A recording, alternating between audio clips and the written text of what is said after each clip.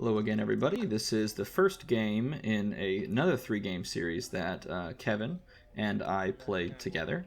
If you hadn't watched the Doctor Strange Burn team, this is the series that we played just after that. Kevin, in that last series, played a flying sidekick team, which inspired me to put together a flying sidekick team I'd been thinking about for a while. And so I have never played a flying sidekick team, and that's what I have here. I'll show this team list here after he finishes his turn. This is his team. He's running a dragon team.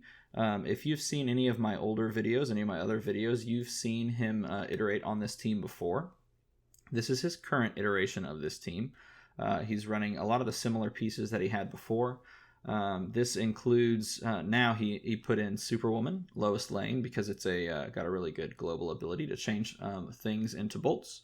And he included Cyclops, Field Leader, so that if he buys up a dragon with Breath Weapon, he can buff that breath weapon up by 1, because that's Field Leader's ability. So he's got that team going on. His first turn, he bought, with a Red Dragon Global and a Shield, he bought a big entrance. That went into his bag and saved himself 2 masks. My first turn, I end up with a Sidekick, which I'm going to field. I have 2 energy here. I'm going to spend those 2 energy. And I'm going to pick up one of my ally characters. Looks like I'm going to pick up one Alfred. And that, after I do that, I'll pass priority to him. He's going to PXG over his 3 dice. This is my team. This has Alfred on it. As I said, this was a flying sidekick team. It's got Aunt May, Falcon to make all of my sidekicks and allies unblockable, Prismatic Spray and Parallax for rerolls and covering anything that's on his side of the field. And Shannon Carter is sort of the linchpin for this. A lot of people put the smaller buffs in their teams. I went ahead and tried Shannon Carter just because I pulled her, and I figured why not. Also have Save Civilians in there, which comes in handy here in these 3 games, along with Human Paladin, just in case I need to get him out to keep my my little dudes, all my little guys, from being attacked or used global abilities on. So this is what I put together, and we're going to see how this goes. He picks up 7 on his turn 2. He's going to roll everything up. Let's see what he gets. Notice he did not draw Big Entrance. Big Entrance stayed in the bag, so he'll have to see that on turn 3. He's got a Sidekick, 3 bolts, and got a shield. Now 2 shields. So he could pay 3 here for one of those Superwoman dice, because her ability states that if you pay exactly 3 bolts, then you can buy her instead of paying 5. And looks like that's what he's going to do. He's going to save those 2 down there for Professor X Global on my turn. And it looks like his shield energy is not going to be used. So he passes over to me.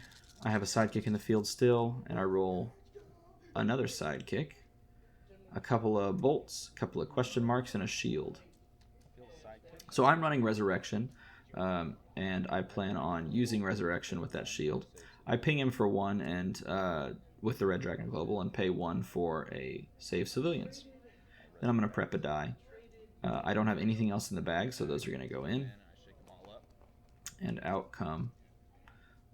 comes the Alfred that I had bought first turn. So he PXGs. I'm saving 2 question marks to do the same thing on his turn. He ends up rolling. Let's see what he gets. He's got a lot of dice to roll because he's done a good job of managing his dice and energy early. So he rolled the lowest face on the Superwoman. He also rolled his Big Entrance, which means he's going to want to use that energy that he just got to purchase some stuff this turn for discounts. Paying 1 to field Superwoman there. And now he's left with 5 energy. See what he spends it on. He bolts out a sidekick. Excuse me, he sacrifices the side, KOs a sidekick and pays a bolt. He's going to pay 1 for that baby dragon. Doesn't put it in the bag, though. I wonder if he forgot that he can put it in the bag. Anytime you use a Big Entrance, anything you buy that turn goes into the bag. See if he remembers. I don't remember if I remind him or not. I do a lot of PXG, leaving me with 4 over in the prep area. He chooses not to attack. I take everything that was left in the bag. I end up rolling everything here on turn 3. Don't have that save civilians. I do have a sidekick, so I could actually use it if I can re-roll it. I also didn't get the Alfred. And there I do get the Alfred and the save civilians. So because there's nothing in my bag, that save civilians is actually going to come in real handy here. So the first thing I'm going to do is pay 2 shields to buy another Alfred. Then I'm going to use save civilians and field a sidekick. And when I field a sidekick, I get to prep a die from my bag. So that thing that I just bought is actually going to move over into the prep area. I'm then going to buy another character and then field, which moves it into the prep area as well. So I now know that the 2 things I bought will obviously come out next turn, or at least be rolled next turn. The nice thing about save civilians is it also reduced fielding costs if you have anything that costs a lot to field, but it doesn't look like I have anything like that except for maybe Shannon Carter, which I have not yet bought. So he re-rolls, gets a sidekick, gets 2 bolt face on his baby dragon, and let's see what he's going to do. He's going to field out that sidekick. Did not get a big entrance, so he's not going to be doing any bag prepping of whatever he buys. So let's see what he's going to pay. Looks like he is paying a bolt to spin all of these over here, or to consider them all as bolts. Pings out a sidekick. So what he did is he paid one of those generics to do that, and now he's paying another one to buy that half dragon, and he's considering one of those shields as a bolt. Now I'm kind of shaky on whether or not that's actually legally allowed to split that generic in that way, because it always seemed to me that you can split a generic in such a way that you're paying kind of simultaneously. In that case, he had to do like an action, which was considering all these things as bolts, and then pay it. Or I guess then he pinged out a sidekick and did all that blue eye stuff. So I'm curious as to how that would really be ruled, if that's legal and allowed to break that up and then kind of hold it there as a 1 and then use it, or what the whole thing is there. Nevertheless, didn't affect this game too much, so I rolled the save civilians again. I did not roll that Alfred Pennyworth there. Did not roll the Alfred. I should have probably considered paying one of those Parallax energy, just an energy to Parallax Global, and see if I could re-roll it, just to get another one out in the field. And I've been playing this differently than most Flying Sidekick teams do. I have not been just going for the face every opportunity that I have. And that's partly because I'm thinking more in the mindset of a different style of team. So it's kind of on me that I'm not doing that, because I could have him at a disadvantage here, and I could be dictating the tempo of this game, but I'm not.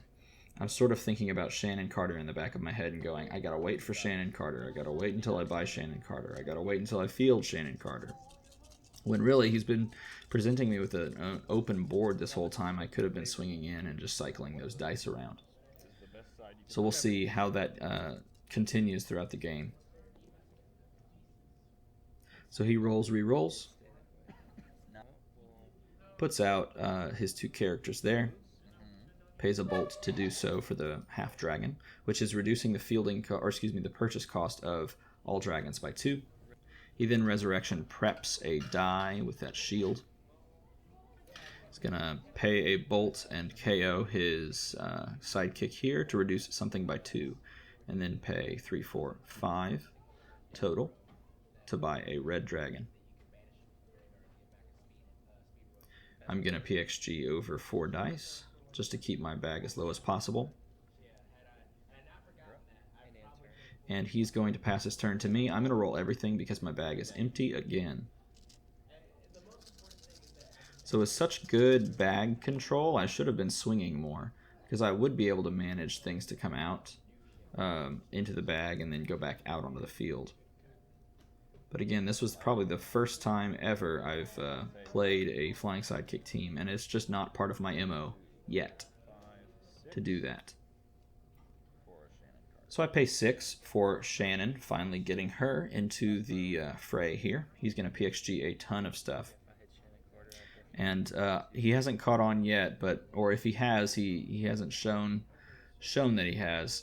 That red dragon is putting me on the clock, because the moment he can get that out and pay for its breath weapon, my board gets wiped, even with Shannon Carter giving the +2/+2. I can only hope for my allies to be on their higher than their 1 face for them to survive. Need the 2 defense side. Alright, so he rolls up 2 different dragons there. See what he ends up doing for the reroll. Goes ahead and re-rolls, but he does not pick up the baby dragon number 2. He does have 1 though, and he has a big entrance with a ton of energy, so he can do some purchasing here. He's going to prep another die, and it is Superwoman. And let's see. He's going to field that baby dragon, and one of the often underutilized abilities of the rare half dragon is that whenever you field a die with dragon in the title, or a dragon die, then you get to purchase a lethal force, or excuse me, that's what he purchased. You can purchase an action die of 3 or for 3 or lower.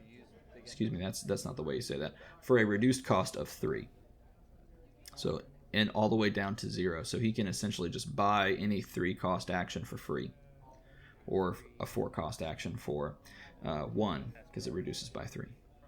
Really powerful ability, which he used to buy lethal force.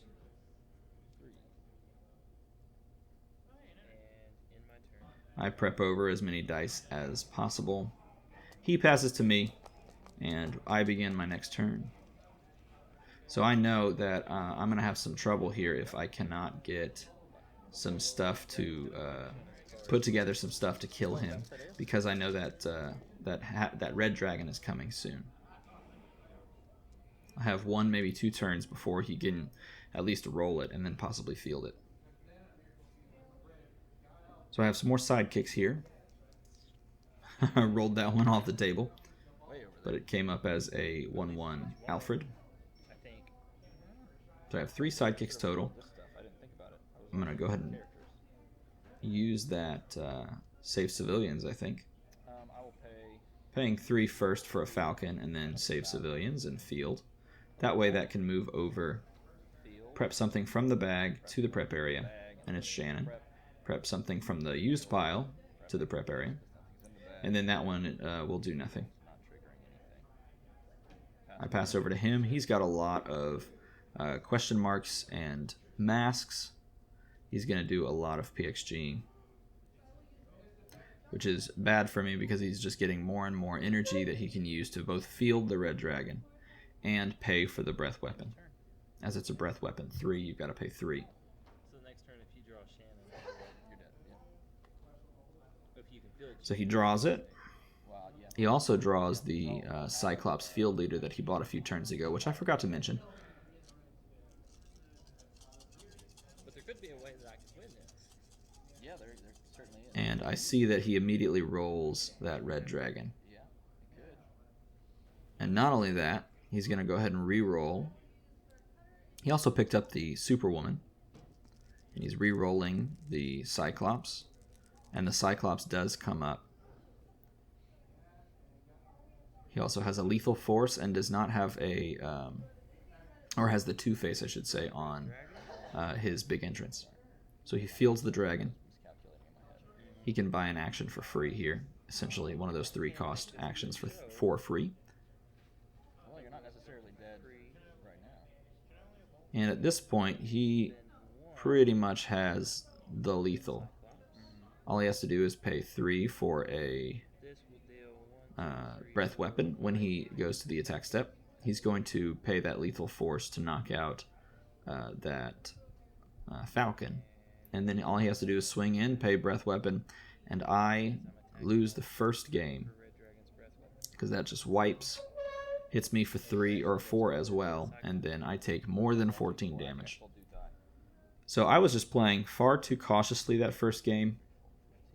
I needed to dictate the tempo because that's what a flying sidekick team really does, is it forces your opponent into the game that you're playing rather than playing towards them. So next time I need to be sure to sort of outpace him on everything and feel free to swing. I played this a lot more like a one-turn kill team, and looking back at that first game, it doesn't appear that that is the easiest way for this to work. I mean, it definitely can, as you're going to get the sidekicks out, but let's see if I change my tactics in game 2.